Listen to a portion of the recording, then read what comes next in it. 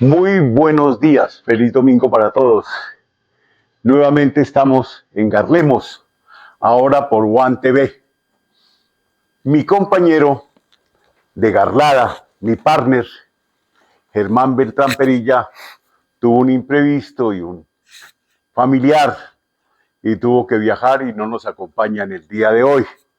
Por eso no me tocará solo conversar con nuestro invitado de hoy, que es Héctor Lelis Fajardo Abril, un moniquireño, un ciudadano preocupado de toda la vida por la sociedad, por su comunidad, por sus entornos sociales, que ha cumplido una labor destacada en el mundo sindical y en el mundo social de este país. Bienvenido, Héctor Lelis Fajardo, a Garlemos por One TV. Muchas gracias, Carlos, por la invitación y por darme la oportunidad de volverme a poner en contacto con mis paisanos, mis coterráneos moniquireños y moniquireñas. Eh, es algo que de verdad te agradezco porque hacía muchos años no tenía la ocasión de conversar con Moniquirá. Gracias por haber aceptado la invitación. Reitero la falta que nos hace Germán, como la falta que nos hizo en su momento Fabián. Empecemos por el principio. Usted nació en La Vereda, La Hoya. Sí, ¿Y cuál fue su formación inicial? a ver, yo sí, como lo dices, nací en La Hoya, de una familia muy tradicional, campesina, Conservadora. conservadora, por supuesto, indudablemente. Eh, pero la vida fue un tanto dura conmigo desde mi primera infancia. Yo quedé huérfano de padre cuando tenía 1 año. Mi madre, viuda de 19 años. Y ahí comenzó pues todo este periplo que la vida me ha permitido recorrer ya casi por llegando a los 80. Eh, y comencé mis estudios a aprender a leer y a escribir, no en Moniquirá, sino en Arcabuco. Esto es razón a que mi madre, pues tan joven, queda en unas dificultades económicas muy grandes, y un hermano de mi papá, que vivía en Arcabuco, que había sido alcalde de Duitama, había sido alcalde de Moniquirá, fue alcalde, y al alcalde de Arcabuco, y tenía sus propiedades en Arcabuco. Le dijo a mi madre que por qué no me llevaba a estudiar, que él me ayudaba, y efectivamente estudié de primero a tercero de primaria, ¿no? Allí aprendí a leer y a escribir en Arcabuco. Por un avatar de la vida, por la muerte de mi tío, regreso a Moniquirá y comienzo a estudiar cuarto de primaria en el Colegio Antonio Nariño hasta primero de bachillerato. Que era lo que había en la ¿Qué niña. era lo que había en ese momento? Para seguir estudiando la oportunidad era ir a la normal. Eh, porque las condiciones económicas no daban para irme a Tunja, por ejemplo. Pero yo le tenía pavor a ir a estudiar a la normal porque realmente yo era muy sardino. Y los estudiantes de la normal eran ya señores que habían hecho su normal rural y que estaban comenzando a hacer su normal superior ya de 20 y tantos años. Y cuando me dijeron que tenía que ir a practicar si me iba a la normal, a la anexa, y yo miraba a los estudiantes de la anexa y eran estudiantes de 14, 15, 16 años. Entonces yo le dije a mi madre, le dije, no, me quedo. Al poco tiempo me voy a Bogotá. Voy a Bogotá y tuve mi primer trabajo cuando tenía 13 años tal vez. Trabajo pago. Pago. Fui mensajero. Se llamaba el cargo cobrador de cuentas menores de una agencia Philips en la carrera 13 con calle 59 en Bogotá, en el barrio Chapinero. En el Parque Lourdes. Ah, no, eso Cerca al ya sí Parque sé que... Lourdes, cerca al Parque Lourdes. Y este cargo me permitió tener mi primer contacto con la llamada burguesía o oligarquía bogotana de aquel entonces, porque esta burguesía que vivía por los entornos de Chapinero, pues era ya de alguna manera una oligarquía, una burguesía decadente, que compraba los electrodomésticos a plazos. Entonces yo iba a cobrarle las cuotas, ¿no? Eh, de los electrodomésticos que compraban. Allí duré un año y regresé a Moniquirá. Estuve 2 años o año y medio, algo así, sin hacer nada. Y de un momento a otro, por los avatares de la vida y de la política, ¿no? Resulté siendo secretario del Consejo de Moniquirá. ¿A qué edad? ¿15, Yo debería 16 años? menos de 15 años, todavía no Menos de cumplía 15. 15 años. Obviamente que yo no sabía escribir a máquina, no sabía redactar un acta. Y tuve una prima que me ayudó muchísimo, que fue Elizabeth Abril, quien más tarde fue cuñada mía. Ella me enseñó a escribir a máquina y me enseñó a redactar un acta. Pero mi paso por el consejo fue muy corto. Porque una noche de estas, las sesiones eran de de martes a jueves. En una sesión de un martes por la noche. Y esto que voy a contar lo cuento en público por primera vez y lo han escuchado muy pocas personas. Hubo una discusión propiciada por algunos concejales alrededor del acta porque no contenía todo lo que ellos habían dicho, ¿no? Bueno, el tema es que yo les digo, mire, ya existen grabadoras, eran esas grabadoras grandes de cajón con unos carretes de cinta como ruedas de avión, pues, ¿no? Compren una grabadora, grabamos y yo transcribo. Al decir esto, el doctor Vaca Perilla levantó la reunión. Era el presidente. Era el presidente del consejo. Además, voy a decir algo también un poco duro, pero era el personaje ilustrado, por supuesto. Él era abogado, era quien manejaba el consejo. Levantó la reunión y yo me fui pensando, me echaron. ¿No? Pues así, sin ninguna explicación y sin nada.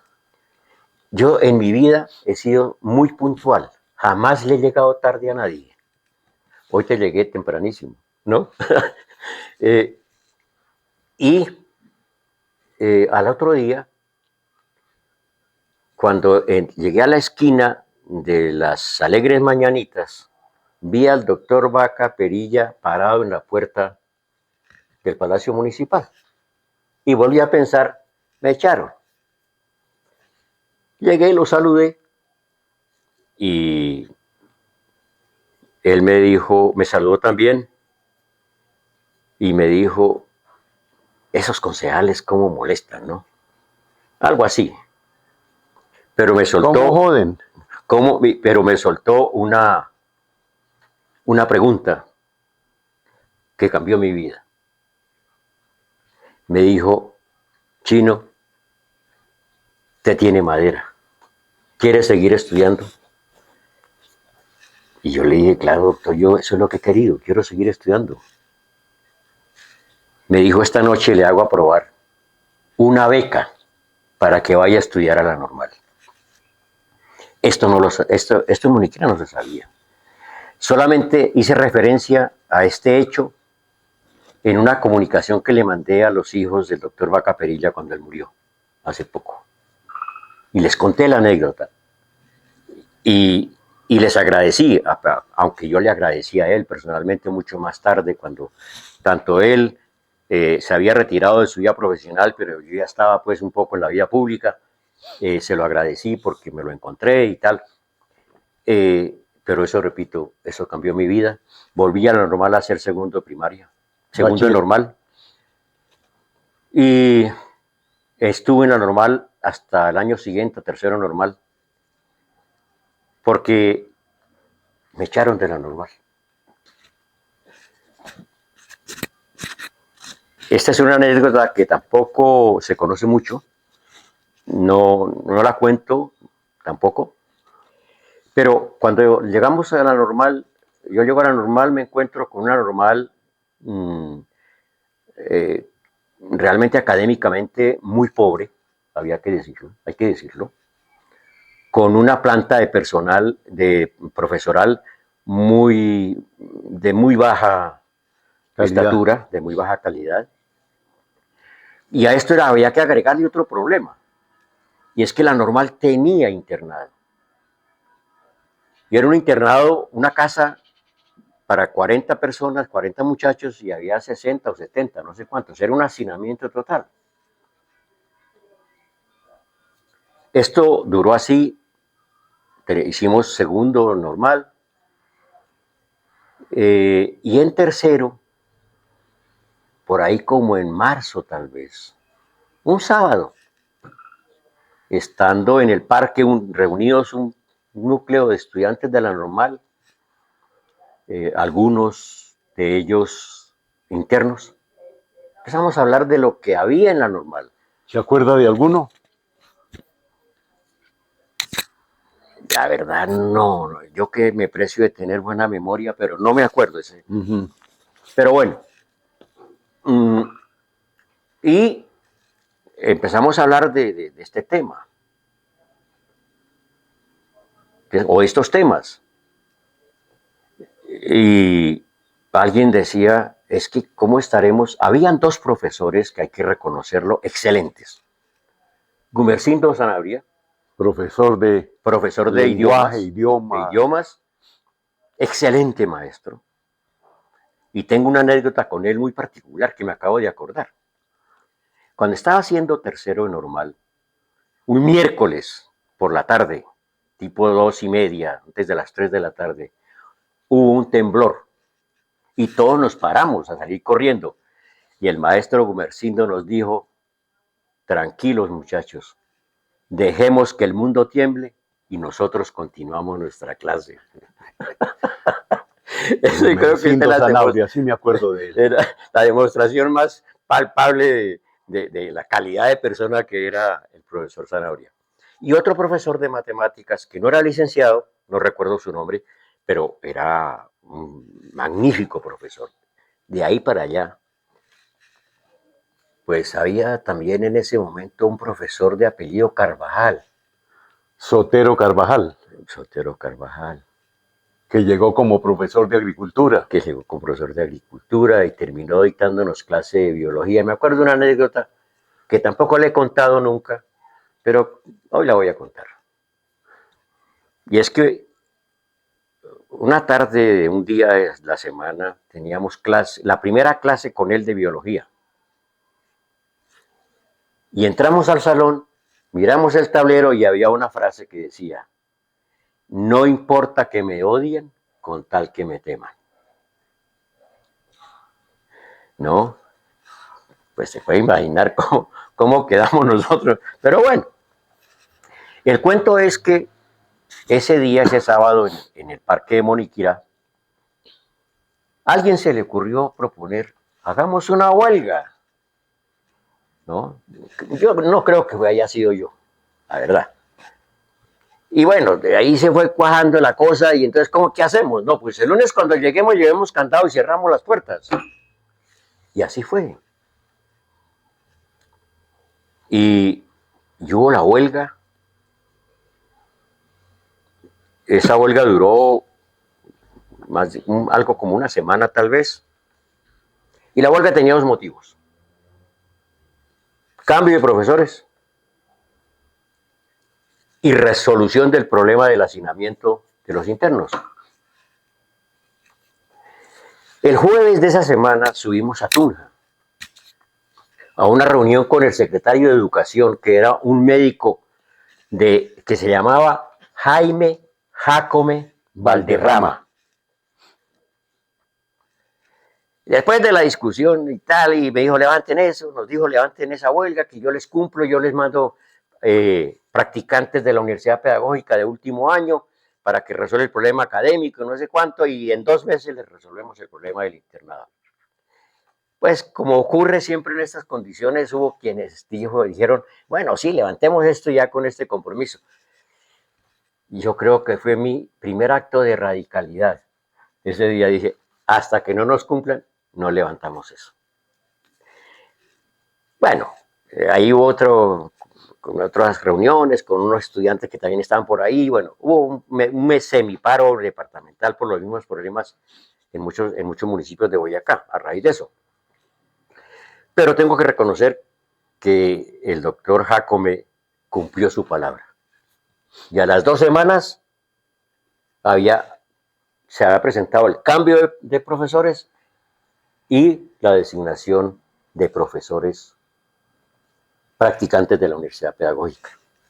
Eso me permitió a mí conocer uno de las personas que yo más he querido en mi vida, como persona y como maestro, y que ayudó mucho en mi formación personal, académica, política. Y este profesor que acaba de morir se llamó Julio Ramírez, profesor de Ciencias Sociales, que me comenzó a cambiarme el mundo y la mentalidad. Un demócrata, un profesor con unas concepciones avanzadas, y a muchos nos abrió los ojos y nos dio un consejo siempre: lean, lean. Y creo que eso hoy lo sigo haciendo. Esa es una parte de todo este proceso, pero ocurre otro hecho muy significativo, porque por primera vez siento que por hacer cosas lo persiguen a uno. Es cuando termino el tercero de normal, voy a vacaciones, regreso a matricularme al año siguiente con mi madre, mi vieja, a quien adoré tanto. Y ella, y yo en la normal funcionaba en el edificio viejo, arriba. De la Gaspar Ramírez, Ramírez, el hotel de turismo. Claro, que estaba proyectado por un hotel de turismo y eso no sé. Bueno. Y mi madre se quedó hablando en el hall del segundo piso con Jaime Pacheco, que era el habilitado pagador de la normal. Y yo seguí a la rectoría. Habían cambiado al profesor Quevedo de rector y había un profesor de apellido Aponte. Le dije: profesor, soy fulano de tal, vengo a matricularme, no sé cuántas. Y yo vi que levantó un papelito. Y dije: miércoles, ¿qué pasó? Me dijo: pues tengo que notificarle que hay una decisión del consejo de directivo de no sé qué académico de la normal de no recibirlo. ¿Cómo así? ¿Por qué no me reciben? Por la tal huelga del año pasado. ¿Y a cuántos más echaron? Digo: no, a usted no más. Bueno, yo no dejé entrar a la rectoría a mi mamá porque dije: que le escuche, que digan que me echaron. Para una mamá no debe ser muy, muy agradable. Le dije: mamá, vámonos para el colegio porque me voy a hacer bachillerato. Fui al colegio y me matriculé a cuarto de bachillerato. Y en ese año ocurrieron hechos que definitivamente cambiaron mi vida. Pero hay una anécdota de la que me acabo de acordar, que la viví cuando estudiaba en primaria en el Colegio Antonio Nariño. Y estas cosas tampoco las menciono y casi nunca las menciono. No recuerdo haberlo mencionado antes, pero que me impactaron mucho. Como digo, mi familia, tanto por parte de mi papá como por parte de mi mamá, muy conservadora. Pero en esos años, perdón, de finales de la década del 50, cuando este bucólico pueblo solamente se conmocionaba un poco por los efectos de la violencia liberal conservadora. Y a mí me sacudía, recuerdo, que cada 8 días, cada 15 días, el lunes, alguno de mis compañeros del colegio no llegaba.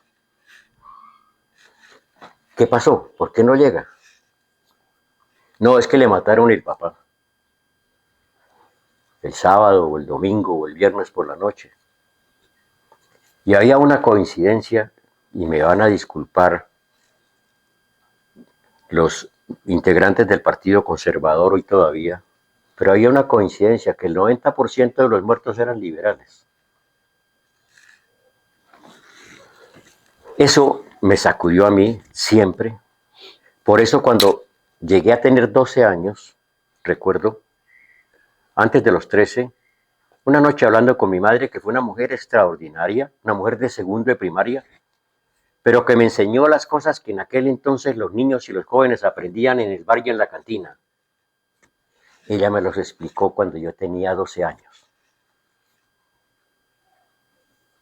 El tema del sexo, el tema de todas esas cosas que eran tan prohibidas por aquel entonces y tabúes. Yo se las escuché a mi madre diciéndome, la vida es esto. Entonces la confianza entre nosotros era muy grande. Y una noche hablando, yo le dije a mi madre, yo no puedo ser libre, yo no puedo ser conservador. Ella no me dijo más sino esto. En cosas de religión y de política, cada quien decide. Y eso me marcó mi vida. ¿Sí? Y a partir de ahí, de esas experiencias en esa época, ¿no? Creo que contribuyeron a ser, yo no sé cómo definirme, si el libre pensador o lo que fui y lo que he sido. ¿Sí? En ese cuarto de bachillerato, en el colegio, hubo un acontecimiento que a muchos, que no voy a mencionar, pero que son muy conocidos porque más tarde también vivieron experiencias muy interesantes. Conocimos a un personaje que llegó a Moniquirá, que se llamó, porque ya murió, Marco Aurelio Farfán. El cura Farfán. El cura Farfán. Este cura llega después de haber terminado su sociología como integrante de la primera promoción de sociólogos de la Nacional. Obviamente, bajo el impacto y la formación De Camilo Torres, de Falsborda, de Falsborda, de Tomás Ducay, por supuesto, y él se dedica a hacer trabajo con los jóvenes en Moniquirá. Y personajes como Hugo Ferro, Jorge Solórzano, tantos otros, caímos en las redes de ese cristianismo que comenzaba a desarrollarse no tanto por la presencia de Camilo, sino porque se comenzaba a sentir el impacto de uno de los hechos históricos del siglo XX más importantes para el mundo de la cristiandad, que fue el Concilio Vaticano II. Juan 23. Con Juan 23 a la cabeza, y yo siempre he dicho, es uno de los personajes que más en mi vida me han impactado, y no soy creyente. Pero me impactó porque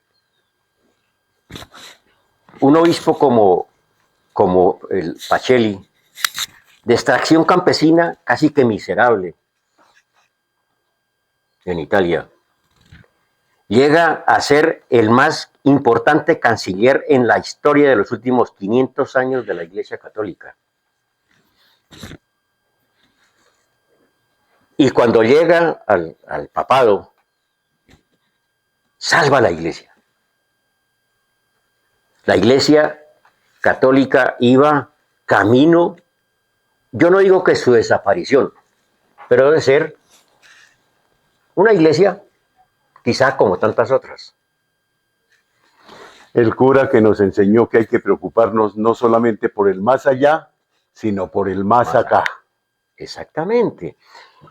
Este cura, cuyo papado no dura más de 4 o 5 años, logra convocar el Concilio Vaticano II que transforma la iglesia. Rerum novarum.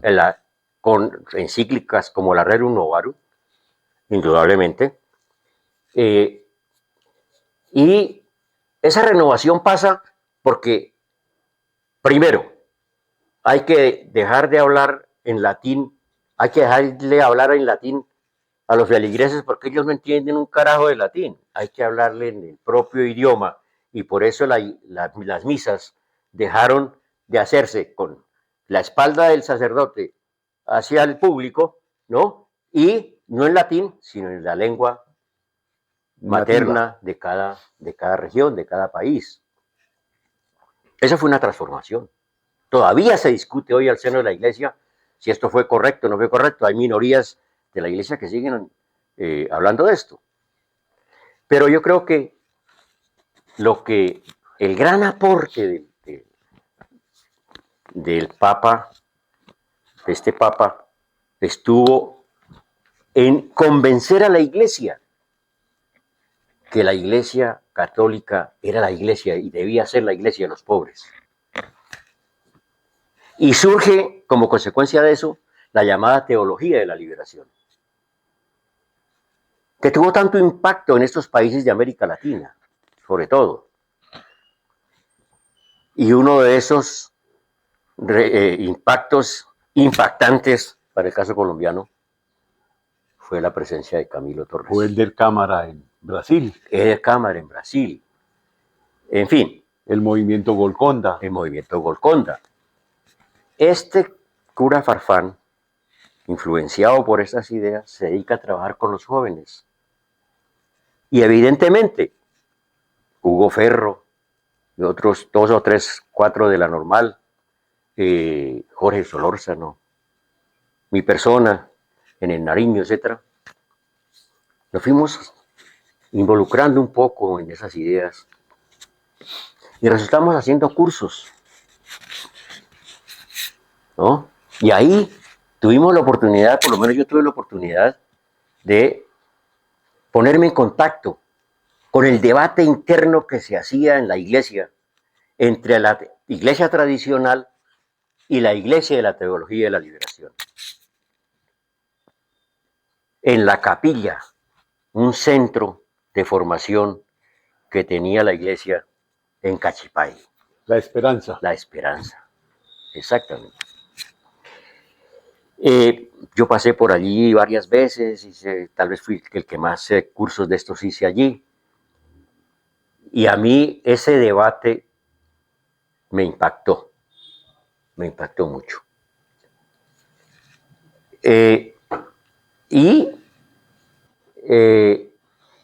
Termina por comenzar a generar el Muriquirá.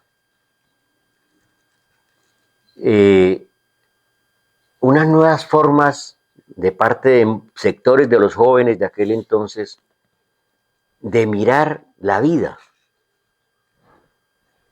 de mirar su propio quehacer. Y al final, digamos, de este proceso, muchos de estos jóvenes deciden qué rumbo darle a su vida. ¿Qué rumbo darle a su vida? Y uno de esos jóvenes fui yo, que tomé la decisión de dedicarme a la vida política, aunque no se crea, pero yo siempre estuve convencido de una vida política al servicio de los trabajadores, del campesinado, de los sectores sociales, de los sectores populares, ¿no? Lo que me permitió realmente ser lo que soy hoy.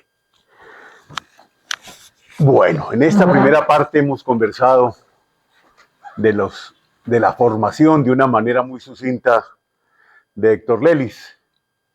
y ha destacado dos cosas importantes: el papel del maestro, del buen maestro, que tiene otra mirada, que le enseña, conduce a sus estudiantes por caminos a veces insospechados, pero que existen, y además el papel de la iglesia. Yo lo reconozco, también somos nosotros producto de un sacerdote que algún día llegó a Moniquirá y no se preocupó tanto por las almas del purgatorio, sino por las almas del más acá, como se llamaba Francisco Díaz Jaimes. Pero seguiremos conversando después de un pequeño corte.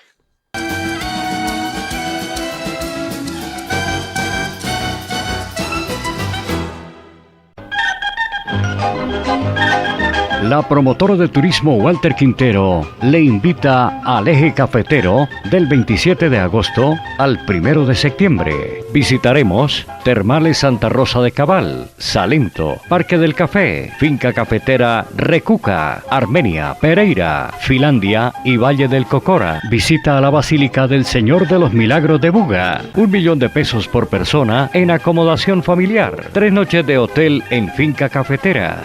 Transporte terrestre, alimentación, seguro de viaje. Aparte su cupo con 200,000 pesos al 313-818-8400. Con la promotora de turismo Walter Quintero, viajan con comodidad y seguridad.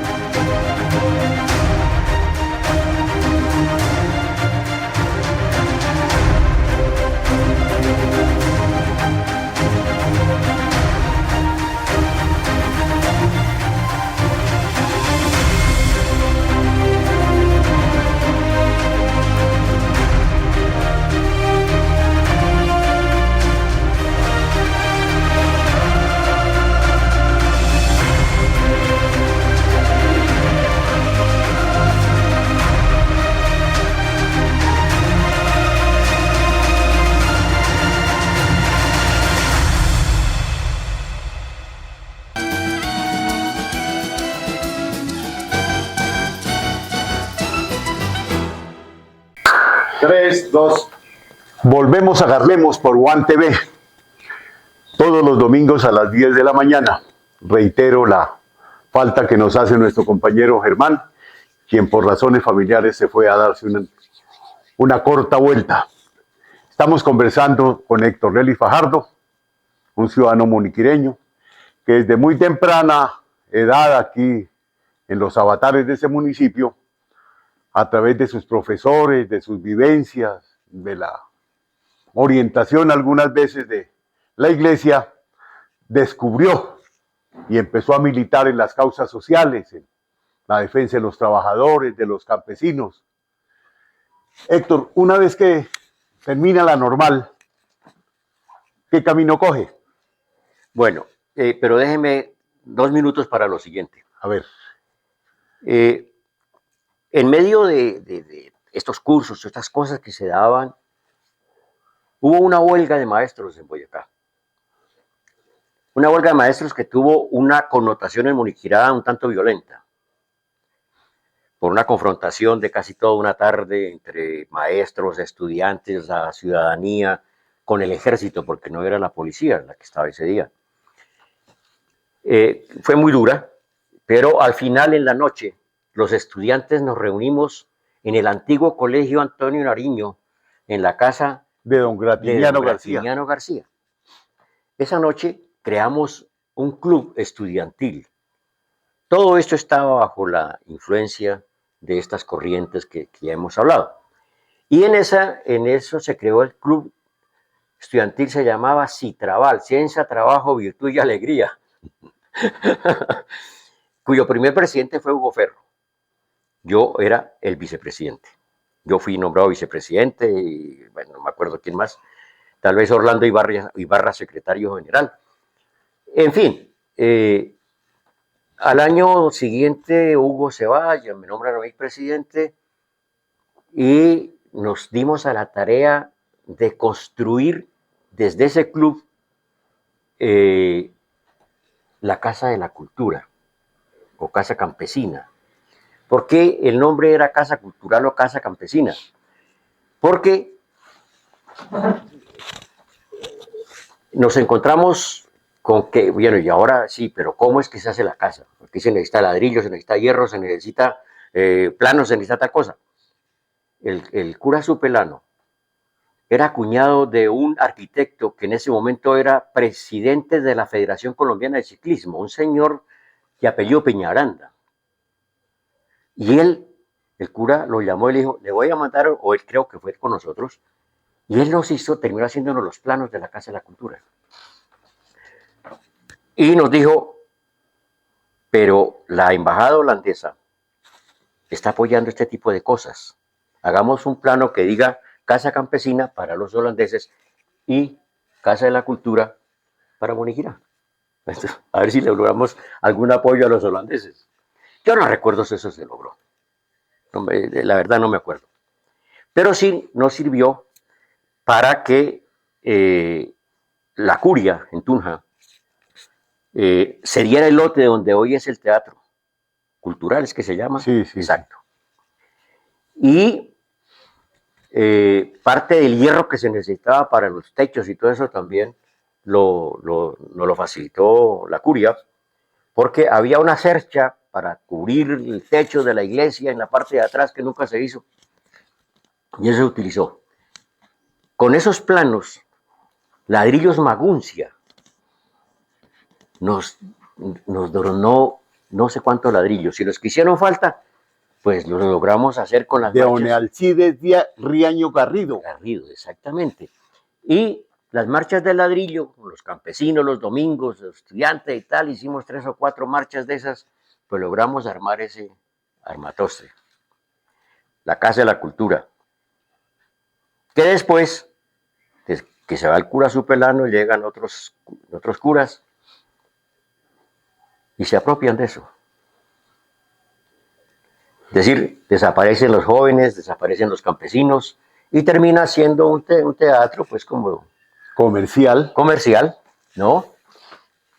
Y tuve una discusión muy fuerte después de que yo ya me había ido acá y volví algún día con estos curas.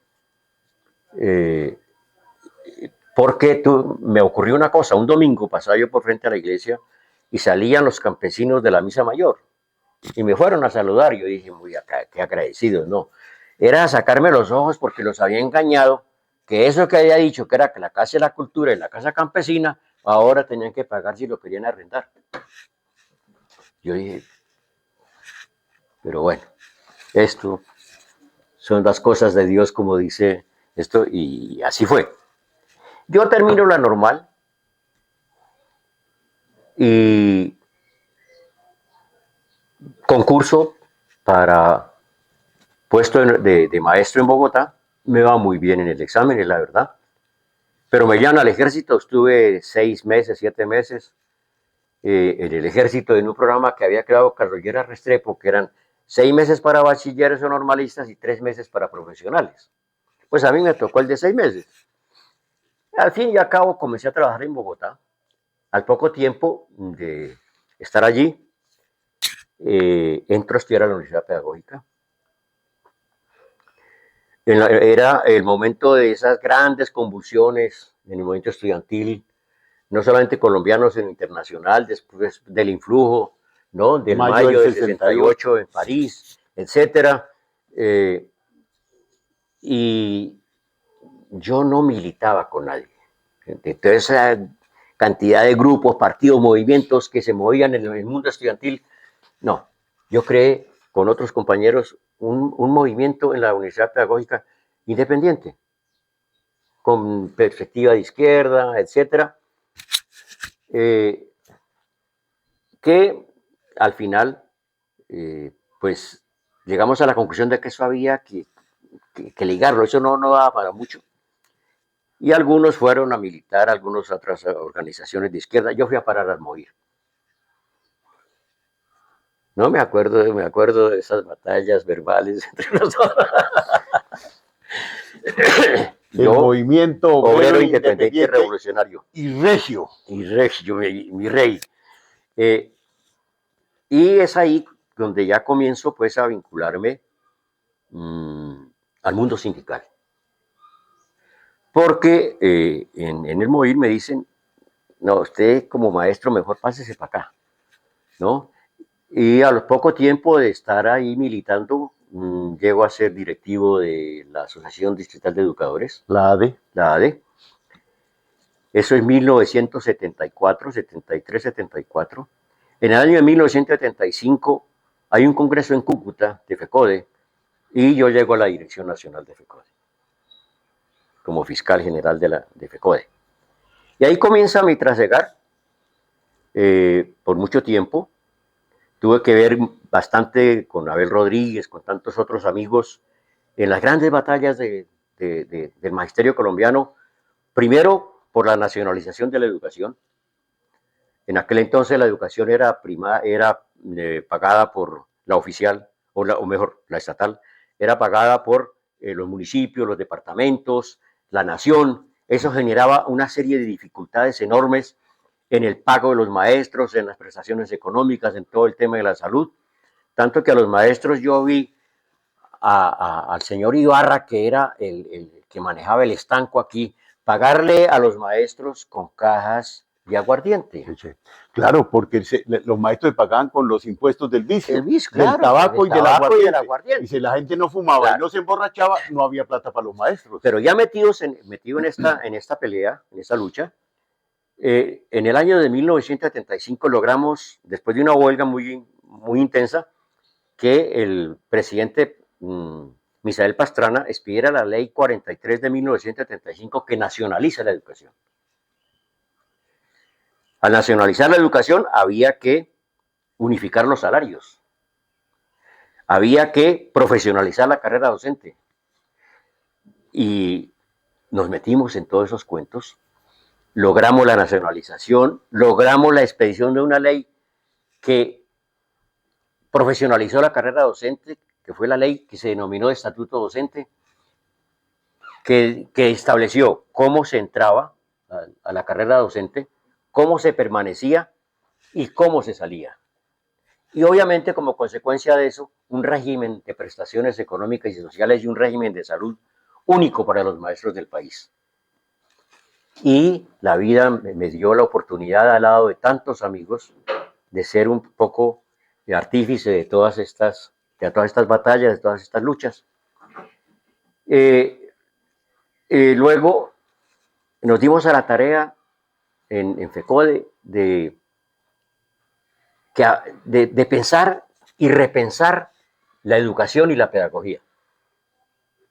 Es decir, ya hemos logrado esto que hemos logrado, ahora hay que pensar en la educación, en la calidad, en los contenidos de la educación, en la metodología y en la pedagogía de la educación. Y en el año de 1982, en un congreso en Bucaramanga, tomamos la decisión de crear una institución que se llamó el Centro de Estudios e Investigaciones Docentes, con una revista que llegó a ser la revista pedagógica más importante de América Latina, Sí. que se sigue llamando Educación y Cultura. Yo fui director de ese centro, fui de la junta de la revista, y ahí nos propusimos también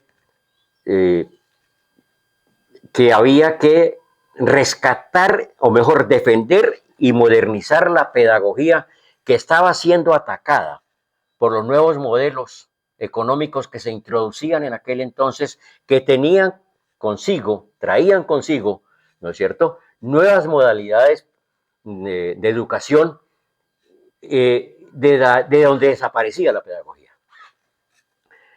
Esa es una batalla que se sigue dando. El último paro de los maestros es un paro que se da, ¿no?, por los cambios que se le introducen al proyecto del gobierno y que terminarían afectando la vida profesional de los maestros. Y por eso me parece que el paro que hace FECODE en estos días es un paro más que justificado, que a veces la gente no entiende las razones por las cuales se hacen estas cosas, porque el impacto diario de la información de los medios en contra de este tipo de acciones, pues inhubila a la opinión pública, no la deja entender realmente los asuntos, pero este era un paro más que justificado y los padres de familia y la ciudadanía tienen que entender que el paro se hizo porque dentro del proyecto del gobierno estaba la creación, ¿no?, como parte del sistema educativo, ¿no?, de los 3 primeros años de infancia en la escuela, para que niños desde los 3 años puedan estar en los preescolares, ¿no?, y comenzar procesos de desarrollos cognitivos, ¿no?, y personales desde ese momento, ¿no?, que contribuyen y al final van a contribuir efectivamente para que los hijos también de los pobres puedan tener mejores condiciones de aprendizaje y enfrentar el mundo de la academia, el mundo del trabajo en mejores condiciones. Eso desaparecía del proyecto. A los maestros se les decía con este nuevo proyecto que que la evaluación de los maestros iba a estar en consonancia con los resultados de las pruebas estatales, ¿no?, que se le hacen anualmente a los estudiantes, ¿no? Y entonces habría que preguntarse, un niño que vive en la vereda más apartada del Guaviare, ¿no?, que no tiene condiciones alimenticias, sociales, de salud, etcétera, ¿no?, ¿cuáles pueden ser los resultados de una evaluación que haga el Estado para que eso determine la calidad del maestro? Las condiciones sociales y las condiciones económicas de los niños y los jóvenes tienen un peso inmenso sobre los resultados académicos de los estudiantes. Y de esos resultados no pueden ser responsables los maestros. Es decir, esa es una responsabilidad primero de la sociedad y segundo del Estado, ¿no? Entonces, a eso me dediqué, pero también tuve que ver mucho en la unidad de los trabajadores colombianos. Me van a perdonar la inmodestia, uno de los artífices de la creación de la CUT. Fui el redactor de la resolución que en el Congreso de FECODE en Pasto en el año de 1985 se aprobó para proponerle a los trabajadores crear una central unitaria de trabajadores, una central única, y la fe que se logra el año entrante con la unidad de la CSTC en aquel entonces, de sectores de la UTC, de la CTC y de la CGT. Y de la CGT, y construir la central obrera más grande que ha tenido el país, a donde llegué a ser, pues a tener muchos cargos ahí y tal, secretario general, etcétera. Pero también me sirvió para una cosa, y esto es algo que poco cuento y no se sabe, pero eso me permitió entrar en contacto con el mundo sindical internacional. Y para no alargar el cuento, yo fui el secretario general de la organización de trabajadores de aquel entonces de América más grande que había. Se llamaba la Organización Regional Interamericana de Trabajadores, que afiliaba a trabajadores desde Canadá, Estados Unidos, Centroamérica, Caribe y Suramérica. Era una organización de 24 millones de afiliados. Y yo tuve el privilegio, digo yo, porque eso realmente es un privilegio que a pocos la vida les concede, y sobre todo tener la oportunidad de entrar en contacto con organizaciones y personas tan importantes como haber conocido en persona a quien era en aquel momento, hace finales de la década del 90, el director del Banco Interamericano de Desarrollo, un señor, un uruguayo de apellido Iglesias, que hablando pues conmigo me dijo: yo conozco Colombia, Colombia es un país maravilloso. Me preguntó: ¿de dónde es usted? Le dije: soy boyacense. Dijo: uy, Boyacá, me habló maravillas de Boyacá, conozco Villa de Leyva y tal. Y le dije: yo soy de un pueblo cercano a Villa de Leyva, se llama Moniquirá. Me dijo: oí hablar de Moniquirá, un pueblo, no sé cuánto, el clima, no sé tanto. Y salimos de la reunión, fue una reunión en la sede del Fondo Monetario Internacional en Washington, y tuve la oportunidad de de almorzar con él, los dos. Y yo le dije: ¿qué le pido yo a este señor? ¿De qué le hablo? Y él me siguió hablando de Moniquirá. Y yo le dije: sí, Moniquirá tiene una vocación turística, pero con un problema gravísimo. Es que no tiene agua. Carecemos de agua. Entonces me dijo: estamos prestando para saneamiento básico, agua potable, acueducto y alcantarillado, no sé qué tatán. Le dije: ¿cómo así? ¿Sí? En ese momento en Moniquirá se hablaba ya de la posibilidad de un acueducto que recoja las aguas subterráneas de la cumbre. Proyecto que parece maravilloso, hecho por geólogos moniquireños como Garcés, como Henry García, tantos otros. Y yo le dije: pues entonces aquí está la salida. Y me dijo: hay que hablar con ese señor que está allá, y lo llamó. El cuento es este. Me dijo: me dijo este señor un segundo, llegue a Bogotá, llame al presidente del BID de Colombia. El señor me hizo una tarjeta de presentación. Me dijo: hable con él. Ellos le hacen El proyecto. le hacen todo. Y lo único que hay que hacer es que el alcalde venga a firmar el contrato a Washington. Puta. Resolvimos el problema.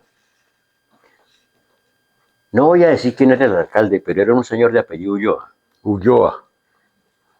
Yo era en ese momento el presidente de la Asociación Amigos de Moniquirá. Y lo llamé al alcalde. Primero hice una reunión con ellos, les dije: mira, hay esta posibilidad, tan.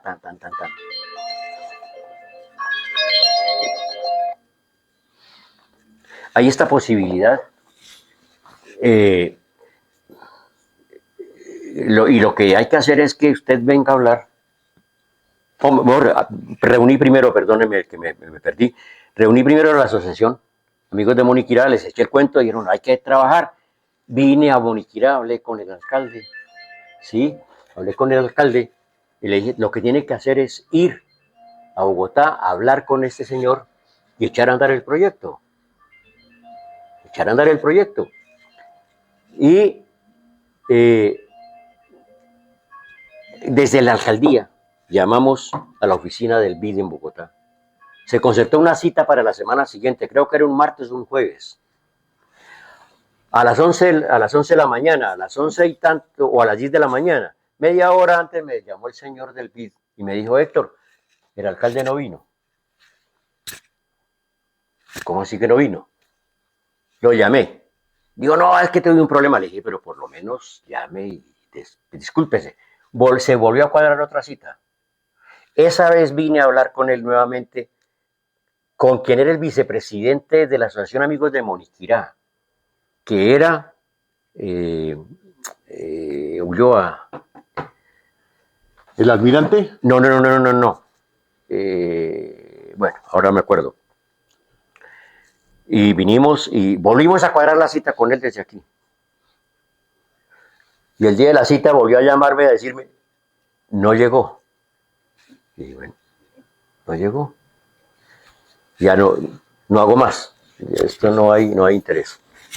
Años después, hace muy poco, ahora unos 6 años, estando yo aquí en Moniquirá en un enero, en un verano, pues así, sin agua, tomando un café con unos amigos, ahí llegó un señor que yo no conozco, no sé cómo se llama, y hablando del cuento del agua, se me ocurrió a mí hacer este comentario. Al final, el señor que estaba al lado mío me dijo, ¿eso es verdad? Le dije, por Dios, yo qué gano con echar mentiras. Sí, me dijo, ¿sabe qué fue lo que nos dijo este señor? Y yo, ¿qué le dije? No, que usted lo que quería era ganarse un viaje a Washington. Entonces yo me indigné tanto, no voy a decir lo que dije, me indigné tanto que le dije, dígale a ese señor, y me van a disculpar lo que voy a decir, que tengo callos en las nalgas de montar en los aviones por el mundo entero. Porque afortunadamente esa vida sindical me permitió también conocer buena parte del mundo. Y si lo único que tenía que hacer era ir a firmar el contrato, el convenio. Pero bueno, se perdió esa oportunidad. Y ahí seguimos con el problema del agua. Como ya el tiempo se nos está acabando, quiero de verdad agradecerte, Carlos, la oportunidad de conversar esta mañana. No, todavía nos queda tiempo al por mayor. Sí, sí. Lo que pasa es que voy a alcanzar un tinto y paramos un segundito para traer tinto.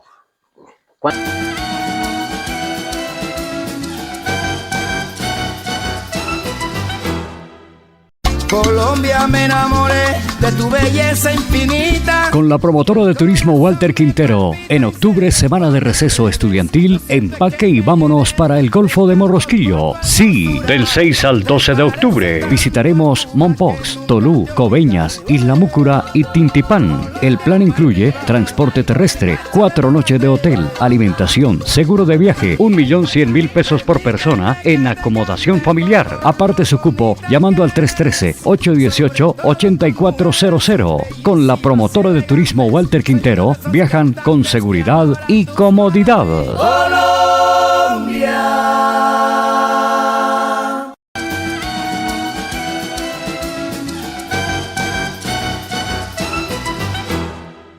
Tomamos tinto y seguimos garlando. Garlemos ahora un poco, ya nos ha contado porción muy pequeña de sus avatares, de sus quehaceres sindicales, políticos, pero hablemos de Moniquirá. Se fue, venía de vez en cuando. ¿Cómo la ve? ¿Qué ve ahora de este Moniquirá? Siempre y desde hace muchos años he tenido la preocupación de ver cómo Moniquirá, por lo menos lo que percibo, se deteriora cada vez más. Y creo que ese deterioro se debe a la falta de preocupación y planeación de las autoridades locales históricamente. Este tema del agua, por ejemplo, que es tan acuciante en Moniquirá, se hubiera podido resolver con lo que ya hemos comentado. La vocación turística que ha tenido Moniquirá, yo creo que ha sido malgastada. Nunca se ha tomado en serio esta posibilidad como motor de desarrollo de Moniquirá. Hoy se están haciendo intentos que me parecen muy plausibles, ¿no? Con la creación del parque temático del Dulce, alrededor del cual se pueden construir proyectos turísticos rurales alrededor de la caña, alrededor del café. Ahora que Moniquirá se está convirtiendo en un municipio productor de café de origen, que entre otras cosas, yo que soy un buen tomador de café, me parece que es de lo mejor que se produce en este país. ¿Sí? Entonces, me parece que ha faltado más dinámica, más entusiasmo, más convicción, más planificación de las autoridades locales, pero también yo creo que de la sociedad moniquireña. La sociedad moniquireña, teniendo todas estas potencialidades, tampoco se mueve mucho. Ahora creo que esta vocación turística está nuevamente amenazada con la pretensión de Cemex de poner a funcionar sus canteras, aquellas canteras que fueron compradas a Cementos Amper y que en el año 91 derrotamos a Cementos Amper cuando quiso ya poner a funcionar las canteras. En ese entonces, en el año 91, hubo un gran movimiento como el que se está gestando hoy, se está consolidando hoy, en contra de eso. Y para lograrlo, contamos con la colaboración no tanto de las autoridades departamentales ni municipales, entre otras cosas, porque no quiero ni contar las anécdotas, ¿no?, de lo que ocurrió con quien era el alcalde en aquel momento. Pero se gestó un gran movimiento social, ¿no?, en Moniquirá, que logró dar al traste con las pretensiones de Cementos Amper en aquel entonces. Estudios que en aquel entonces también hizo la Universidad Nacional, o hicieron la Universidad Nacional y la Universidad Pedagógica, particularmente un estudio que tiene la Universidad Pedagógica, que ya lo deben haber rescatado, por supuesto, que muestra cuáles serían los impactos sobre fenómenos y cosas tan necesarias como el agua, ¿no? La detonación de toneladas y toneladas de dinamita sobre la cantera, pues terminaría afectando, dice ese estudio, la Sicha. Las fuentes de agua. Las fuentes de agua. Pero es que en aquel entonces solamente defendíamos dos cosas, las fuentes de agua y la salud. Porque todavía el tema medioambiental no era una prioridad, no estaba a la orden del día. Pero hoy este tema medioambiental es prioritario no solo para Moniquirá, para Colombia, para el mundo. Por eso este movimiento que se ha gestado desde, ¿cómo se llama? El Comité Verde. Comité Verde. Bueno. El Cabildo Verde. El Cabildo Verde, me parece que debe ser apoyada las acciones que se están gestando, que se están haciendo. Pero yo hablaba con alguien que está en el Cabildo Verde y le decía, en aquel entonces alcanzamos a pensar cuál sería el impacto que sobre la movilidad de Moniquirá tendría la explotación de las canteras.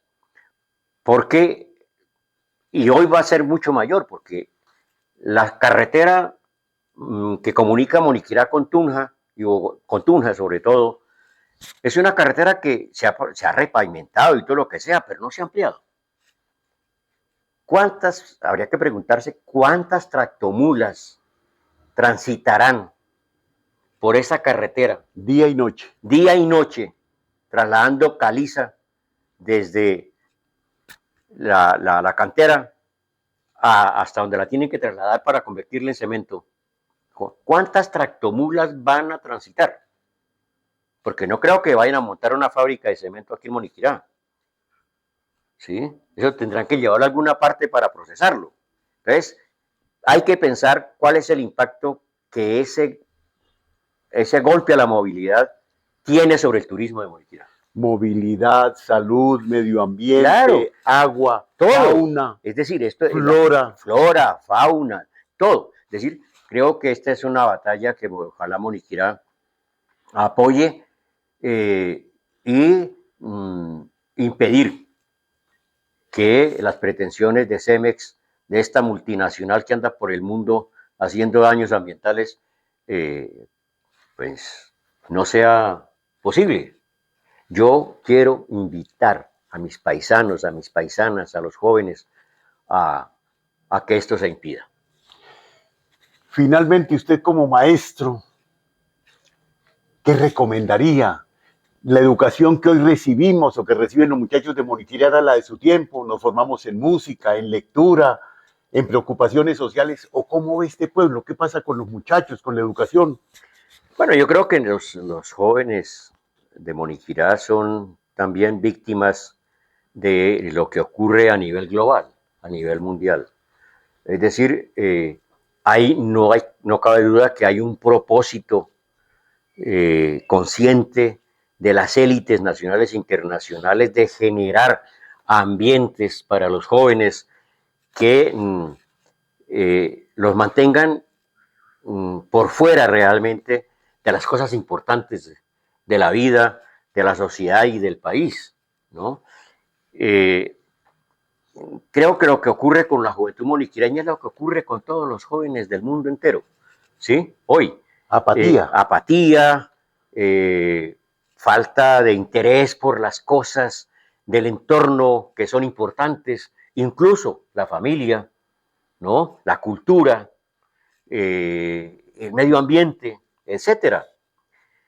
Yo me acuerdo que en aquel entonces, como tú señalabas hace un momento, los niños y los jóvenes pagábamos Por leer. por leer, por alquilar un cuento, por alquilar una novela.